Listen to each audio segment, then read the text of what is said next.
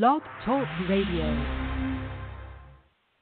Well, here we go, ladies and gentlemen, across this great country. Coronavirus still having a grip out here in Los Angeles. Nobody has a grip on that show out of Cleveland, Ohio. Peter Ray hosts the American Sports History Podcast. 347-205-9631. Yours truly, Mark Mancini, producing it. Without further ado, let me give him the podium, the mic, and the red carpet. Peter, first of all, how are you? Second of all, how can people get a hold of you? Third of all, you got one heck of a guest tonight. Hi, Mark. I'm doing well. It's wonderful to be on again, and I have a YouTube channel. It's my name, Peter J. Ray. I have a website. It's called Adventures in History with Peter J. Ray, and I've made 673 history videos, including every year in Cleveland baseball history, going back to 1869, 171 videos. And before we start talking about our guest tonight, I want to talk about some of the things happening with the Stables Network. We have some new shows just started yesterday. Wild Sports Talks started yesterday, July 20th, 6 to 7 p.m. Pacific Standard Time with Jonathan Mathis, Callan McClung, and Isaiah Lung. Also starting on the 24th, looks like Tampa Bay Rays, starting on Thursday, and July 24th, 10 to 10:30 p.m. Pacific Standard Time with Jeff Rohan. Now, a few other, the ongoing programs on.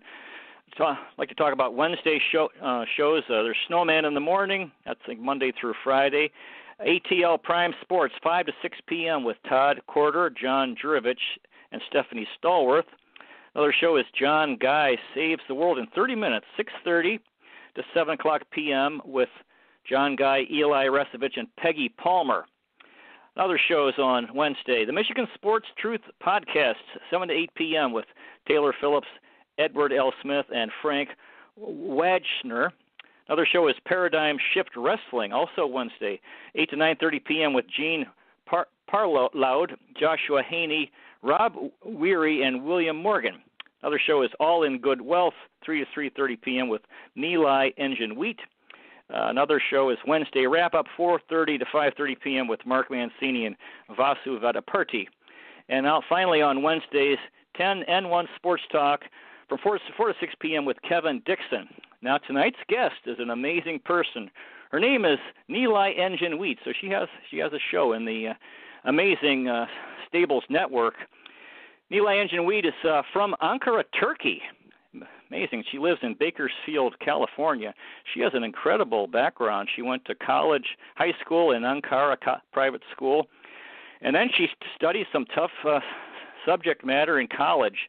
Rock mechanics at Middle East Technical University, petroleum engineering at New Mexico Institute of Mining and Technology, also computer science in New Mexico. Then she went to the University of Southern California, studies smart oil field technologies.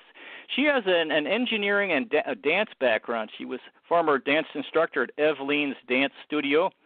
Former petroleum engineer at Chevron Texaco. Wow, now that's tough work. You know, I remember those engineering kids in college. Really, they worked hard. She's a former senior reservoir engineer at E&B Natural Resources Corporation. Former dance instructor at Neighbors Embracing Multicultural Arts Dance Studio. She's a former production site manager at Crude Corp. She's a belly dancer, choreographer, and performer at Nilay Belly Dancer. Also a group exercise instructor at InShape Health Clubs and dance instructor at Divine Integration Studio. So really fascinating. You know, she's got this background in the modern world with engineering, certainly a very important practical subject and part of modern life with especially petroleum. And also, you know, this is her traditional background with belly dancing from her Turkish background. Yeah, I wanted to talk a little bit about she's having trouble getting cell phone coverage at the moment. I want to talk a little bit about the Ottoman Empire. Nilay is from Turkey, which was formerly the Ottoman Empire, one of the greatest empires in history. A fascinating story, because in the last great Muslim empire, and it was Turkish ruled. And actually in Cleveland we have a player, Jetty Osman, plays for the Cavs. The royal family in the Ottoman Empire was the Osman family, so I was kind of curious if Jetty Osman is related to them. He's actually, I think, from Bosnian, but has a Turkish background. Anyway, the Ottoman Empire comprised what's now Turkey, North Africa, the Arabian Peninsula, and what's now the Middle East, including Israel. And many countries were formerly part of that empire. And also a huge part was the Balkan Peninsula, the most unknown peninsula in the world, the largest, and that's east of what's the countries now of Greece at the southern part, and then former Yugoslavia, Bulgaria, Romania, and so forth. Anyway, so the Ottoman Empire was a fascinating empire because it had so many different nationalities. Turks, a lot of Greeks, Armenians, Jewish people, and then and of course Arabs. If you've seen the movie Lawrence of Arabia, it deals with what was really the end of the Ottoman Empire which came to an end at the end of the First World War when it was divided up after the war. And another interesting story is that I spent 20 years in Manila, Philippines, and there was a Turkish school. Yeah, that was I used to not too far from our home and where the school I taught at, and I made a lot of Turkish friends who were teachers at that school. We used to go to this park where we'd play basketball. I actually played some soccer, played some very bad soccer with these. Of course, that's their really number one sport, I believe, but they also enjoy basketball. Anyway, the interesting thing is that I was living, and my wife is still living. We have a school on on Allenby Street. The name of the street is Allenby, and years later I found out that Allenby was named after. Who is Allenby? Well, I found it was General Edmund Allenby, who was the British commander in the First World War when the Great Britain and the Ottoman Empire were on opposite sides of the war. And of course, the centuries-old, Jerusalem is a holy city for three religions, including Jerusalem, including Judaism, Christianity, and Islam. And so, anyway, the story that I had was that Jerusalem was founded by the Jewish people, and then it's where Jesus Christ lived, and also where Muslims believe that Muhammad ascended to heaven. And so, anyway, it was early on, it was Jewish, then it was, of course, where Jesus lived, and then it was Muslim ruled for many centuries. And then it was, in the First World War, the British conquered Jerusalem from the Turks, and so I figured, my Turkish friends would be upset if they find out I'm living on Allenby Street, the name of this enemy from 100 years ago. Anyway, we have Nilay is on the air. Nilay, I've introduced you already, told about your fascinating background. It's a real honor and privilege to have you on the show tonight. Hi there. Thank you so much. And I'm that Turkish friend, by the way. What's that? Did you know that? I'm sorry? I am that Turkish friend, by the way. Did you know that? But I'm not going to get upset over a thing that was 100 years ago, so not a problem at all. So are you Turkish? I am. Okay. Anyways, I'm a historian, and it's a fascinating background. I was talking about the Ottoman Empire, a very, very fascinating story. And so now we haven't talked before. Would you like to talk about your growing up in Ankara? You grew up in Ankara? Yes, I did. Do you want to talk about your growing up in Ankara, Turkey? Well, so Ankara is a very modern city. It is the capital of Turkey. Some people still do not know that, but I wanted to, emphasize that. And it is a very metropolitan town, and it has about 6 million people population. And growing up there, it is like growing up in any other European country, especially in the, town. Then we have a little bit suburbs, but it is very modern and not so different than U.S. actually, but we're a little bit more localized. So we have more public transportation. You don't have to own a car. You can go anywhere with any type of public transportation, from buses. We have a minibus system. We have a metro system. We have, of course, taxis and etc. Those kind of things that Even if you didn't have a car, you can just walk. You can just go into transportation or the other. So with that, I was born and raised there. So I went to college in my town as well. And I really love the town very much. But, I mean, if you ever go to Turkey, maybe you probably won't be visiting Ankara because it is like a kind of a bare, city. But not have a lot of touristic attractions like the south coast or the west coast of Turkey maybe, or like why maybe most people do not know about it. But the reason that is the capital of Turkey is because it is right in the middle of the country, so it is hard to get to, have like a regular war like back before. That's why it was chosen by the founder of Turkish Republic, who is Kemal Atatürk, who's my idol, like my biggest idol in this world, and is, in my opinion, knowing about the generals and the leaders of this world, he's the biggest visionary ever. Ataturk. Yeah. Right. So that means the father of all Turks. Ataturk, yeah. So, I was talking before you came on about the Ottoman Empire, which I've always been fascinated with because it has so many different nationalities in it, and I find that interesting, the Balkan peoples and so forth. And then I imagine the Turkish people today have a lot of pride in the Ottoman Empire in the history of Turkey. Correct. And Ottoman Empire ruled for 6 centuries, and their success was having all these different nationalities be who they are. They did not force them to change into something else, right? Religious-wise or even culture-wise.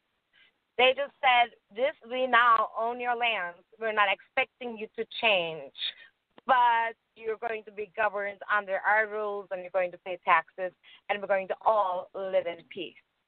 And that was a success under the Ottoman Empire, and I think that is really worth to mention because it's kind of like an honorable act. Like they did not try to enforce or pressure them to become something else more than what they are. And more like, right now, like our country, I really love, and most people do, what our country is about, as we call it a melting pot, right? We come here, but of course we have to conform to some level of the culture. Not that I'm going to come here and I'm going to say I'm going to talk Turkish the whole time and nobody's going to understand me, then I have like no living ground. But that, people appreciate, you're Turkish, then that's wonderful. You're Muslim, that's wonderful, We can all live in peace, and I think this country is a great example of that, and that's why I live here and I love it. Yeah, it's. I thought it was very interesting. All these different ethnic groups in Turkey, Ottoman Empire, living together, and it was very tragic when that things kind of changed, and then it was like, everyone's going to be on. We can only be together, and then this whole nationalism, which ended up being problematic, and of course, and I think actually nationalism has two sides. If we should love our country, but also, respect other countries. And then it can also turn into, love your country, hate other countries. And so I think it's the Ottoman Empire. Yeah, had a lot of experience where they were living together, many different nationalities living together and working together for centuries. And that's certainly something we need today for the whole world. If I can interject, the collapse of the empire came from the Sultan turning to becoming selfish people and not caring about the rest of the empire, but more about themselves.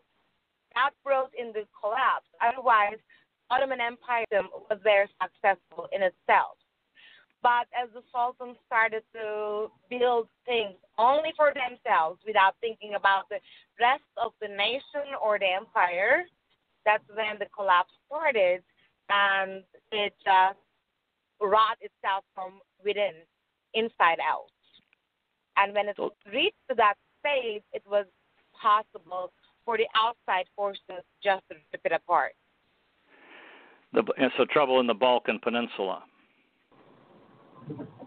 Yeah, we can say that because, like that was the headquarters or like the capital of the empire.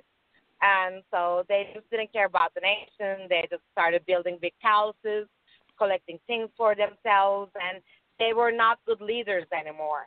And that's what, made the rest of the nation to fall apart because there was no one force to govern them under the same peaceful environment anymore. And then the rest of the world had as an opportunity to step in and then, split apart and get a piece for themselves. Yeah, one of the things I found interesting in the history of the Ottoman Empire was, all empires are interested in expanding, and then and of course there's always a limit to an empire, and the limits for the Ottoman Empire seemed to be Austria and the sieges of Vienna. And from what I read, the army would travel north to Vienna, lay siege, but it would take so long just to get there, and the siege, and they would need to go home by winter. So they only had a short time, really, in the summer to lay siege. So that meant that was really meant the limit of the empire, that the amount of time it would take to travel to lay siege to Vienna. And of course, but it was still a huge empire. Sure. As I missed a little bit from part of the conversation, I'm sorry, I just talked somewhere. What brought you to this fascination with the Ottoman Empire to today's show? That's what I was wondering. Oh, I just brought it up because you were occupied, and I was just trying to. I'm a historian, I was a high school history teacher for many years. I'm very interested in world history, and so I've always, whenever I meet Turkish people, I like to talk about the Ottoman Empire. Right. Oh, good. Okay, I see now. Okay, so let's talk about your career in engineering. I was thinking when I was in college, I remember the engineering students. Those kids worked. They had to work hard, and and I was a lazy history student. Well, not lazy. I always loved history, but it's not a discipline. And you went into this very tough field of engineering, and you've been working in the petroleum industry. Amazing. So you want to talk about your work as an engineer for these oil companies? Right. So it was learning to be an engineer. Things in Turkey are a little bit different. You cannot exactly choose where you're going to study, and you have to take a test, and you have to pass certain standards, and then you're placed among your choices if you can be placed. If you don't score well, then you have to wait for the next year to take the test again, once a year only. So coming from that tough environment, I was placed to become a petroleum engineer, and I loved it. I loved all earth sciences, and I wanted to be an engineer one way or the other. And the funny thing is, back then, and still is, we were 40 people in the department of my class, and only 4 were females. And then going into the oil industry, again, I loved working for the oil industry, and I felt like I am producing every day something that will touch somebody's life one way or the other. Because from your hair comb to the driving wheel in your car that you're touching, those are all petroleum byproducts. We all depend on petroleum very heavily every day, and people only think that it is only producing, gas that we put into our engines. So it is not only that. So because of that, I feel it operates as like a really noble profession, and I love working in it, doing the most to be able to produce the cheapest oil possible. That was my job, and oil industry has its ups and downs, unfortunately, depending on the price point of oil. When it is high, it's a fantastic environment to work in. And the field personnel has always been very, very respectful to me. And I love working in every environment from, first high management to the stepping into the field. All is great for me. The only thing that I really do not like about the oil industry is the politics, the high politics environment of it. So because of that, companies sometimes do not make the greatest decisions. But then there's some great companies that try to do the most and then the best, not only for themselves but the environment, because we all depend on having a healthy environment around ourselves for all of these resources to be able to. That is first, is like safety. As safety is first, that is a part of the environment.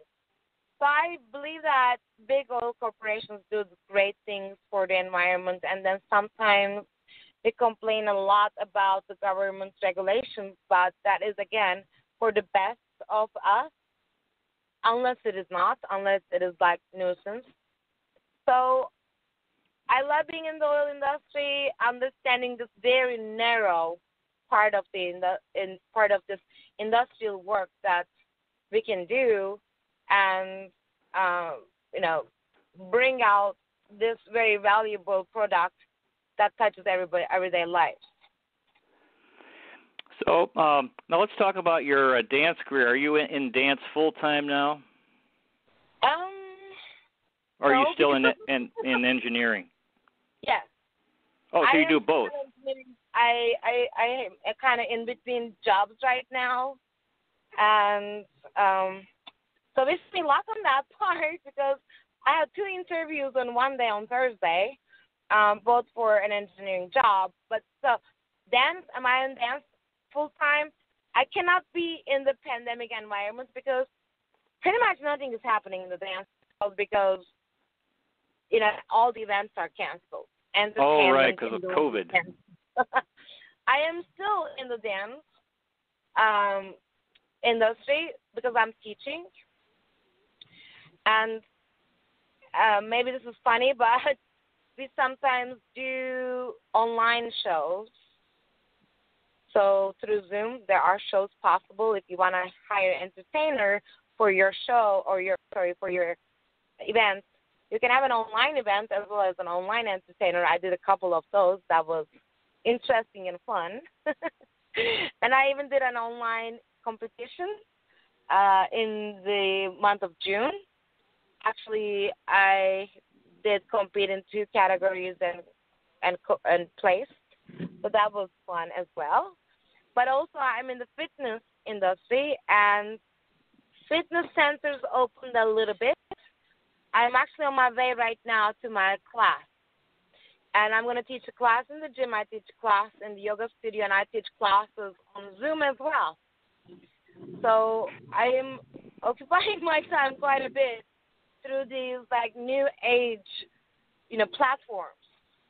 And why not? We're very technologically advanced, and we should make use of this every day, and we're doing that.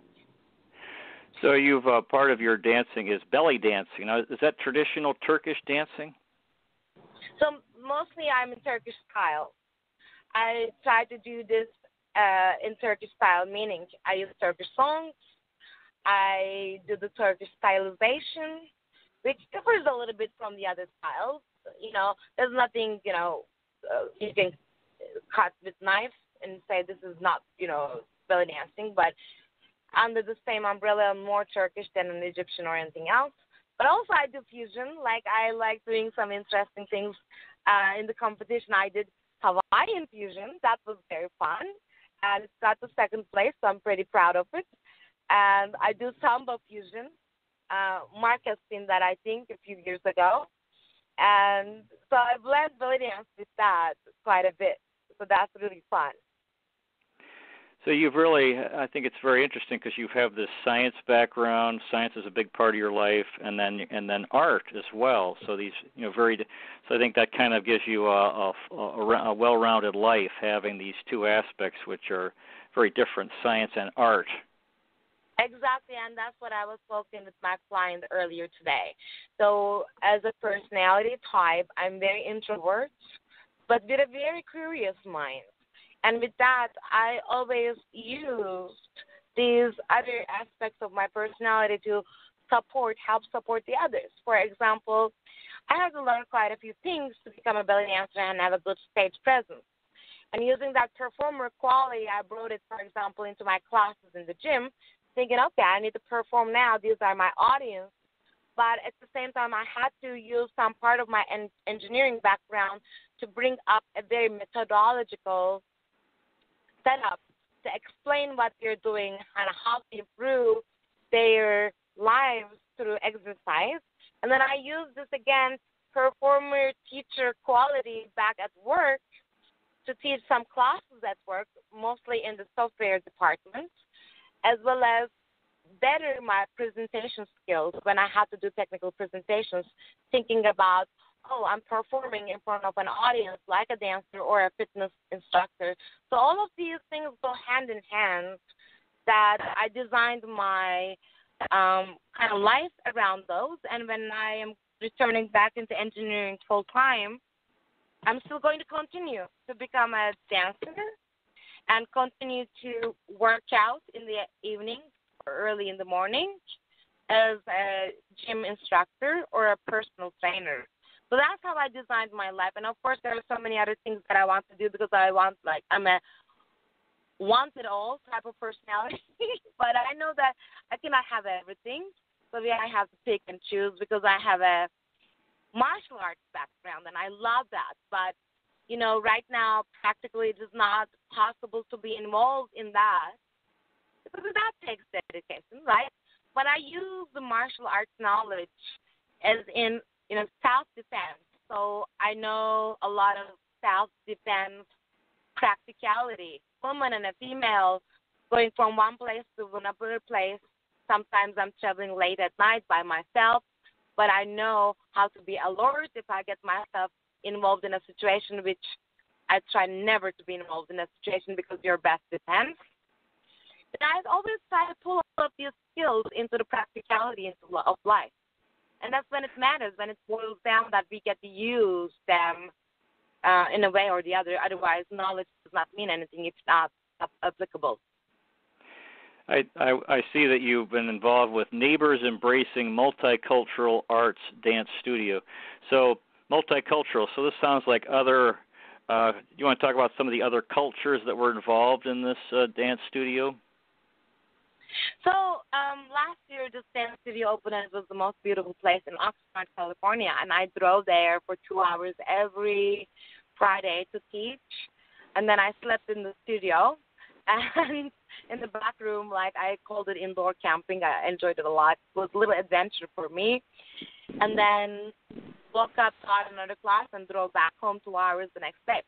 So this studio had hoop classes, hula hoop classes, for example, other than belly dancing. This studio had some art classes, like in sculpting and drawing. So artist would come and teach while there was another person posing. This studio had some type of fitness classes, stretching classes, to try to pull from many different cultures, because the owner was based first in the College of Oxnard, and she started the belly dance club to bring in more majorly the female students who were kind of in trouble one way or the other. Maybe they were slightly involved in maybe drugs, or they couldn't keep up with their college work because they didn't have a great environment at home. And she tried to pull these students under the umbrella of art, and it made a very big impact. And when she retired, she wanted to open the studio. And for the students who were not able to afford the classes, she gave them scholarships to be involved in this cultural studio environment that sometimes students came to take classes, but after the classes, they helped clean up or to keep up of the studio. I thought that was such a noble act and a wonderful way to create community. So I was very, very happy to be involved in that. Well, we're out of time here, Nilay. It's been wonderful having you on the show. Do you have any final words for our audience?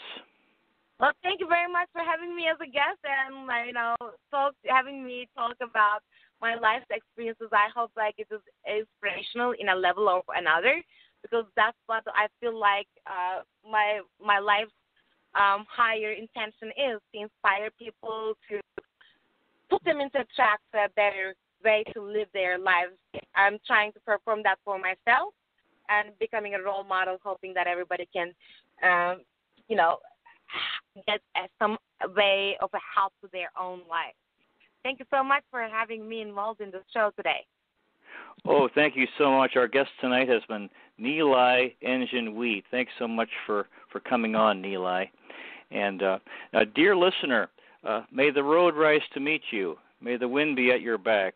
May the sun shine warm upon your face and rains fall soft upon your fields. And until we meet again, may God hold you in the palm of his hand. Amen.